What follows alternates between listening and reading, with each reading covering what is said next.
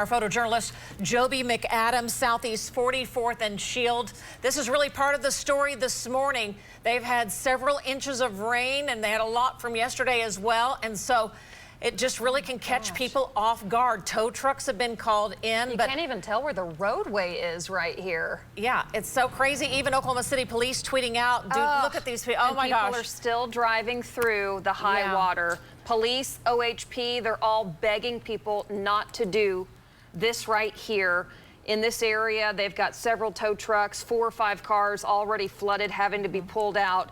And you can see police in the background have tried to block off that other lane. They may have to block off this side of the Shields area. This is kind of between, it's closer to like 46th, maybe 48th in that area, low-lying area. And how much rain have they already gotten this morning? Well, I just asked Lacey. She said 2 inches just this morning, and that was really kind of over the last hour or hour and a half. So you can see, I think what's so deceiving there, it's like, you know, you can see the roadway before, and then you think, oh, there's a little bit of water, but it literally is crossing over a portion of the roadway there. So here goes another truck.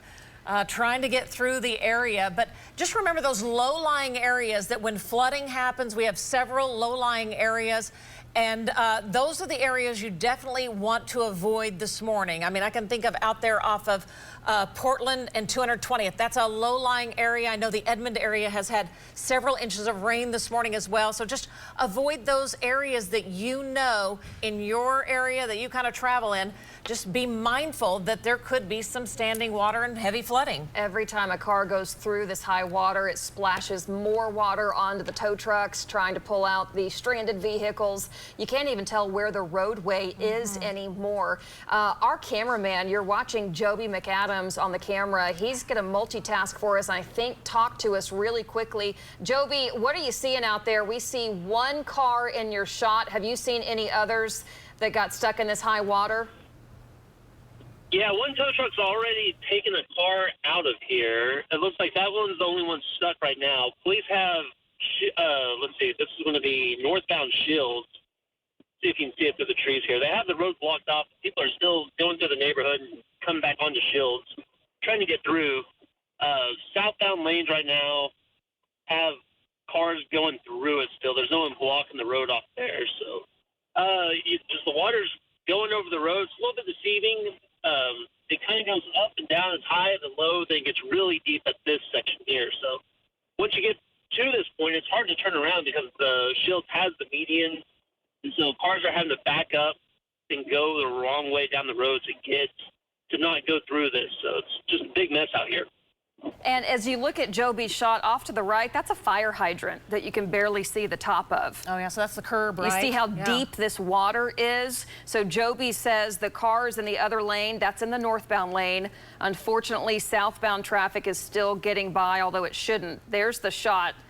It's a fire hydrant. That's how deep the water is right there on Shields between kind of Southeast 46th, 47th, 48th in there. And it's just not a good idea to drive through this. I'm surprised that they haven't blocked this area off yet, and that might be coming, but please help out the first responders. And if you're going through the water, definitely don't speed through it either. Yeah, and you can see that on that other side of the road, the police do have the north side blocked off, but that southbound traffic right there is able to get through. As we're watching this shot, we do want to mention just getting another traffic alert. I-40 westbound now, narrowed to one lane at Southeast 15th Street. We're hearing from authorities there. In Del City, there is a crash.